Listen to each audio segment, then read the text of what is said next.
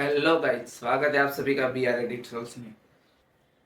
तो जैसा कि आपने हमारी पिछली क्लास में देखा था कि हमने जब एक ऑब्जेक्ट को एनिमेट किया था तो वो एक जगह से दूसरी की जगह की ओर मूव हो रहा था, लेकिन वो एकदम ऐसे स्ट्रेट लाइन में मूव हो रहा था जो देखने में थोड़ा सा बोरिंग लग रहा था।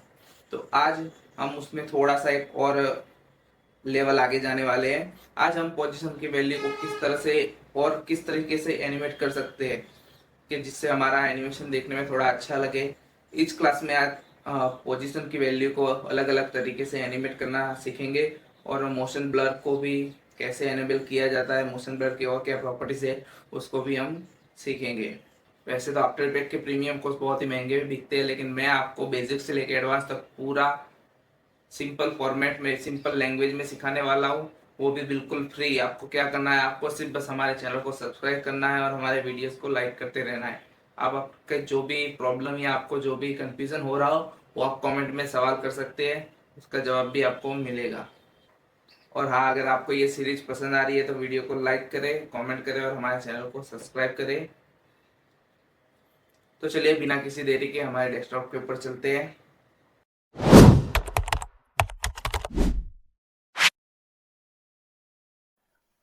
तो अब हम हमारे आफ्टर इफेक्ट को ओपन कर लिया है।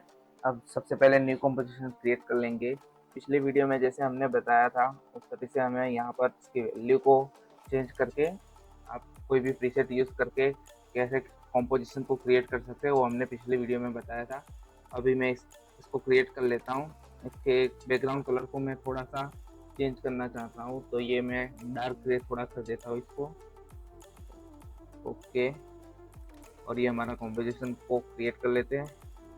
अब प्रोजेक्ट वाले बार पर डबल क्लिक करके हम हमारे ऑब्जेक्ट को इंपोर्ट कर लेते हैं जो मैंने ऑलरेडी डाउनलोड करके रखा हुआ है। इंपोर्ट। ओके, अब इसको ड्रैग करके टाइमलाइन के ऊपर ला देते हैं। अब एस, इसका स्केल थोड़ा बड़ा है तो इसको हम थोड़ा सा एस दबाकर इसका स्केल की प्रॉपर्टीज को थोड़ा कम कर देंगे। आप आपके हिसाब से जितना चाहे उतना रख सकते हैं इसे। इसको यहाँ पर कॉर्नर पर लगा देते हैं।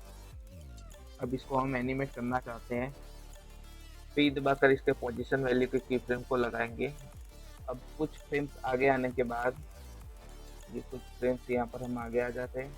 उसके बाद इसको हम ड्रैग करके यहाँ से यहाँ तक ले आएंगे।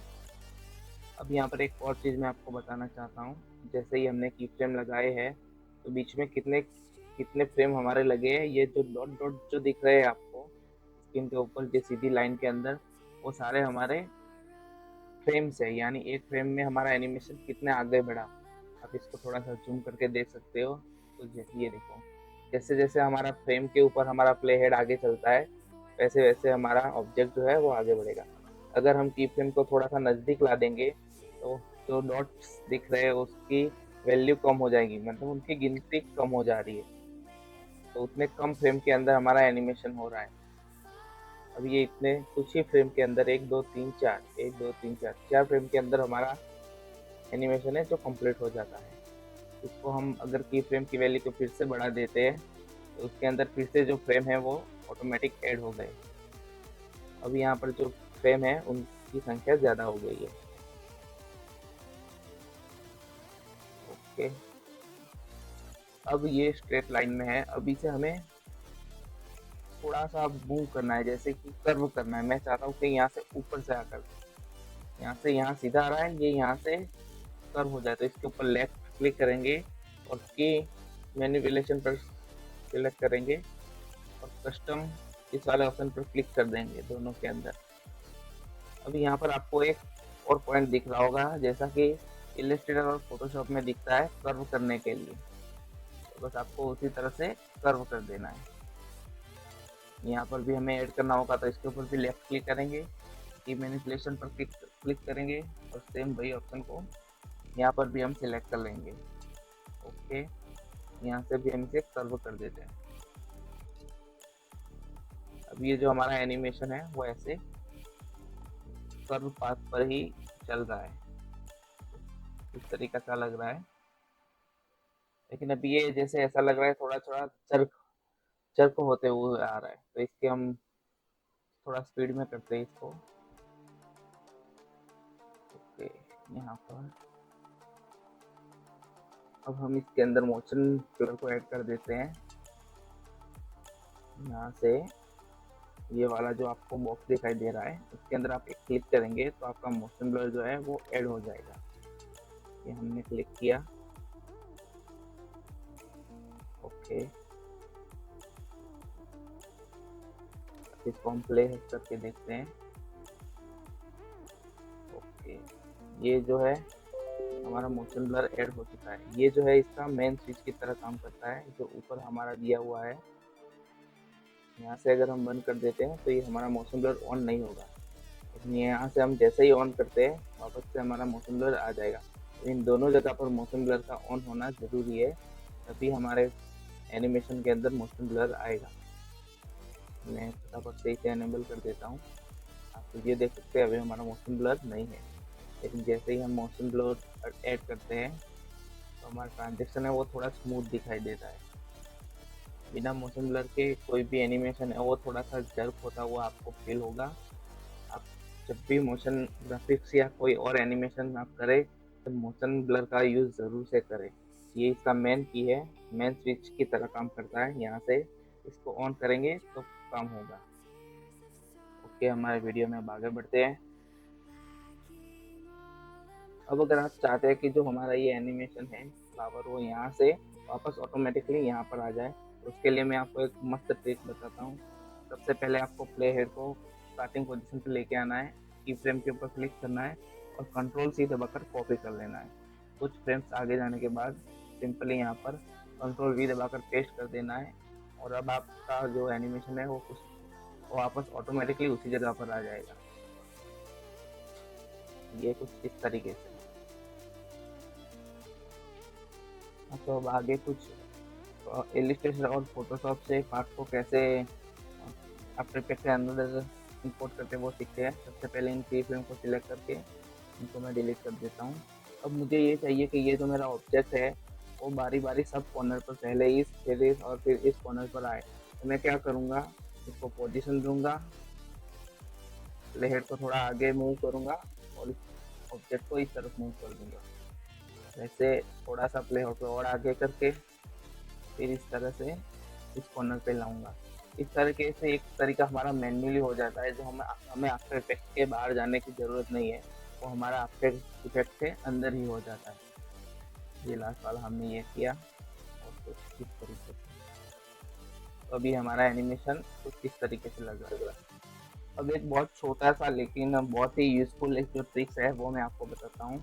जैसे कि अब हमने ये जो की फ्रेम दिए हुए हैं, ये हमारा स्पीड है वो थोड़ा सा कम या ज़्यादा है, तो अब हम इसे एडजस्ट करना चाहते हैं, लेकिन हम चाहते हैं कि इनके बीच का जो ड्यूरेशन है वो सेम ही रहे। तो उसके लिए हमें क्या करना होगा, आप मैन्युअली अगर की फ्रेम को सेट करने जाएंगे तो वो बीच का ड्यूरेशन बिगड़ जाएगा। इसके लिए सबसे पहले सभी की फ्रेम को सिलेक्ट करके अल्ट दबाने के बाद इनकी लास्ट वाला जो की फ्रेम है उसको मूव करना है। अब ये मैंने फास्ट कर दिया, लेकिन इनके जो बीच का जो डिस्टेंस है, मतलब इनके बीच के जो की फ्रेम है वो इक्वली सेट हो। अगर हम बिना अल्ट दबाए करेंगे तो कुछ इस तरीके से हो जाएगा। आधा चक्कर हमारा फास्ट मूव हो रहा है और आधा चक्कर स्लो। सबको वापस से अल्ट दबा के लास्ट वाले की फ्रेम को अल्ट दबा के मूव करते हैं, तो कुछ इस तरीके से हमारे जो सारे की फ्रेम्स है वो इक्वली मूव हो रहे हैं। जितने फ्रेम हम जितने फ्रेम हम बढ़ा रहे हैं या घटा रहे हैं वो इक्वली डिवाइड होकर उसी जगह से सेम एनिमेशन को स्मूथ बना रहे हैं। तो ये छोटी सी लेकिन बहुत ही काम की ट्रिक है। अब हम हमारे इलस्ट्रेटर के वो ओपन कर लेते हैं और वहाँ से हम पार्ट को कैसे इंपोर्ट करते हैं आफ्टर इफेक्ट के अंदर वो देखते हैं। यहाँ पर हमारा इलस्ट्रेटर ओपन हो रहा है। ओपन होने के बाद कुछ इस तरीके का इंटरफेस हमको देखने को मिलेगा। यहाँ पर एक और बहुत ज़रूरी बात है, आपको सबसे पहले आफ्टर इफेक्ट के ऊपर आ जाना है और आपकी कॉम्पोजिशन की जो सेटिंग है उसमें विड्थ और हाइट, आपके प्रोजेक्ट की जो भी हाइट और विड्थ है उसको देख लेना है और उसी साइज़ का जो है न्यू प्रोजेक्ट हमें क्रिएट करना है। अगर हम साइज़ और कोई ले लेंगे तो जो हमारा पार्ट है वो इंपोर्ट नहीं होगा, या फिर होगा तो भी वो जैसा हमने किया है वैसा नहीं होगा, उसकी वैल्यूज चेंज हो जाएंगी। यहाँ पर मेरा जो कॉम्पोजिशन का साइज है मैंने वो वाला साइज सिलेक्ट कर लिया है। इसको ओपन कर लेते हैं। डायमेंशन।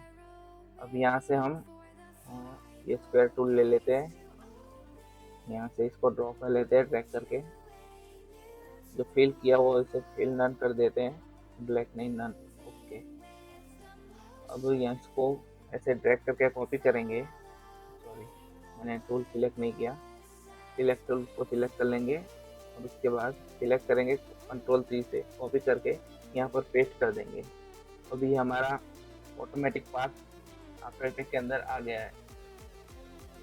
अब इसके अंदर एक और फायदा है, जैसे आपको की फ्रेम को एडजस्ट करने के लिए, स्पीड की ड्यूरेशन को चेंज करने के लिए अल्ट दबा के मूव करना पड़ता था।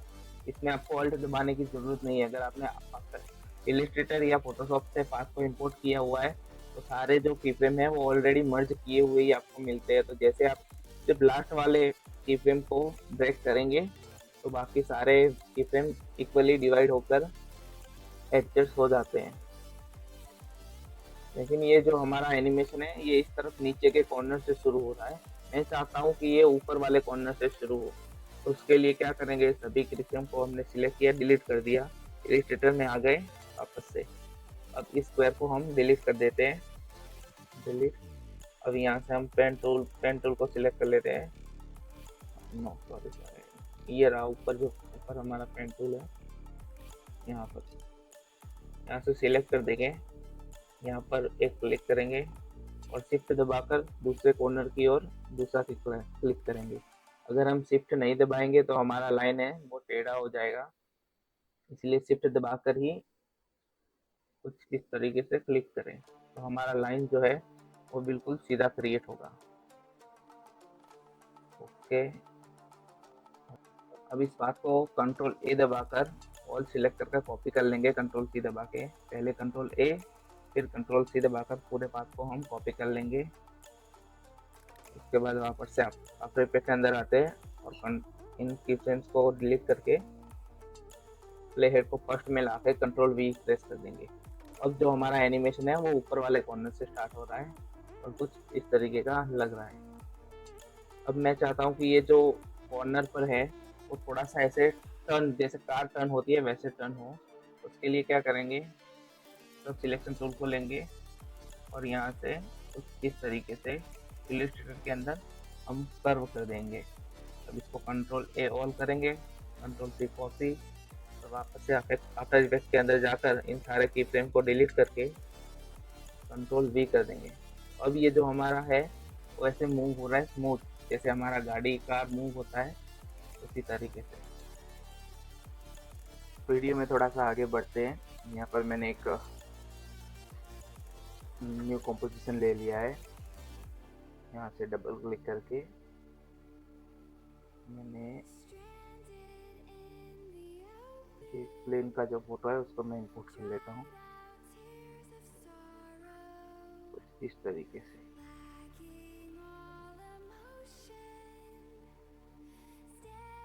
अब ये प्लेन जो है मैं इसको चाहता हूँ कि ये ऐसे राउंड राउंड मूव हो। तो उसके लिए हम सबसे पहले क्या करेंगे, सबसे पहले हम आ जाते हैं अपने इलिस्ट्रेटर पर। इलिस्ट्रेटर ओपन हो रहा है हमारा।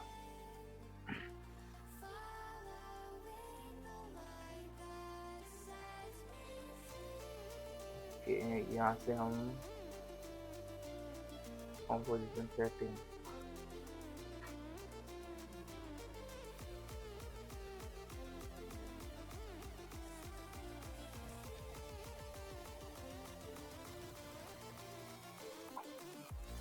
क्रिएट कर लेते हैं। कॉम्पोजिशन का जो साइज है उसी साइज का हम कैनवास क्रिएट कर लेते हैं। उसके बाद में सर्कल, हमें सर्कल के अंदर मूव करवाना है तो सर्कल टूल लेके शिफ्ट दबा के इस तरीके से ड्रॉ कर देंगे। तो थोड़ा सा सेंटर में ला देंगे, कलर को नन फिल कर देंगे। ओके, अब यहीं पे रहते हुए control all control C copy दबा देंगे और आफ्टर इफेक्ट के अंदर आकर पोजीशन वाले ऑप्शन पर क्लिक करने के बाद कंट्रोल V पेस्ट दबा देंगे और इसकी ड्यूरेशन को हम इसको हम इतना सा बढ़ा देते हैं। तो ये अब जो हमारा एरोप्लेन मूव हो रहा है, अब ये गोल गोल तो राउंड हो रहा है, लेकिन ये एरोप्लेन खुद नहीं मुड़ रहा है। जैसे कि मैं चाहता हूँ कि ये एरोप्लेन यहाँ पर आए तो इसका सिर इस तरफ हो जाए और पंख जो है वो पीछे की तरफ हो जाए, लेकिन वो इतना स्मूथ अच्छा नहीं लग रहा है। तो इसके लिए अब हम क्या करेंगे, सबसे पहले उसी लेयर को सिलेक्ट करेंगे। ओके, लेयर वाले ऑप्शन में आएंगे, यहाँ से ट्रांसफॉर्म पर जाएंगे और ऑटो ओरिएंट पर क्लिक कर देंगे। इसके लिए आप कंट्रोल अल्टर और ओ भी दबा सकते हैं। यहाँ पर कुछ इस तरीके का विंडो आपके पास आएगा। आपसे पूछ रहा है आपके पे कि आपको ऑटो ओरिएंट ऑफ रखना है या ऑन, तो हमें ओरिएंट को पाथ के अकॉर्डिंग रखना है। ओरिएंट अलोंग पाथ पर क्लिक करके ओके कर देंगे। अब इसे हम वापस से हम रोटेशन वाले फर्स्ट के वापस से हम रोटेशन वाले ऑप्शन पर आएंगे और अपने पे को बताएंगे कि हमें स्टार्टिंग में इसका पोजीशन कुछ इस तरीके से चाहिए। ओके, अब हम इसको मूव करके देखते हैं। अभी हमारा जैसे जैसे सर्कल पे मूव हो रहा है वैसे वैसे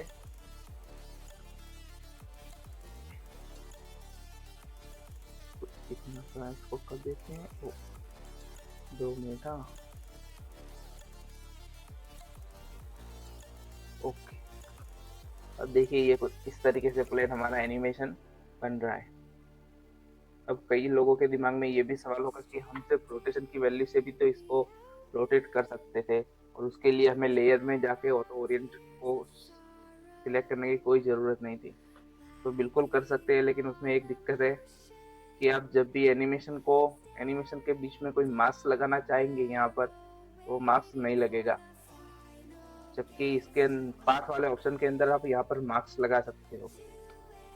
वो हम आगे की वीडियो में देख लेंगे, अभी वीडियो थोड़ा लंबा हो जाएगा। जैसे कि इसमें हम मास्क लगा सकते हैं, लेकिन उसमें हम मास्क नहीं लगा सकते।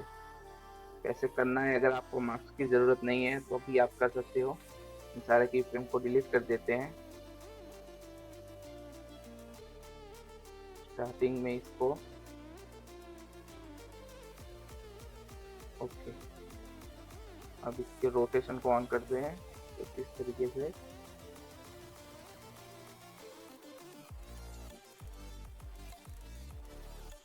ये कुछ यहाँ पर है। इसके एंकर पॉइंट को यहाँ से लेके यहाँ पर मूव कर देते हैं। एक की फ्रेम यहाँ पर लगाकर दूसरा की फ्रेम यहाँ पर लाके 1 4 कर देते हैं। तो अभी हमारा एनिमेशन कुछ ऐसा दिखेगा।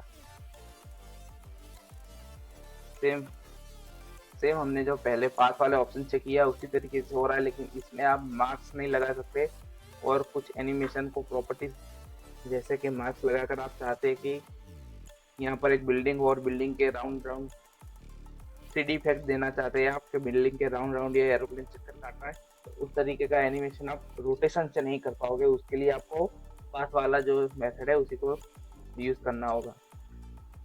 तो बस आज के वीडियो में इतना ही। वीडियो अगर अच्छा लगा हो तो वीडियो को लाइक करें, कमेंट करें और शेयर करें। और हाँ, चैनल को सब्सक्राइब करना ना भूले ताकि आने वाली कोई भी क्लास और कोई भी वीडियो आपसे मिस ना हो।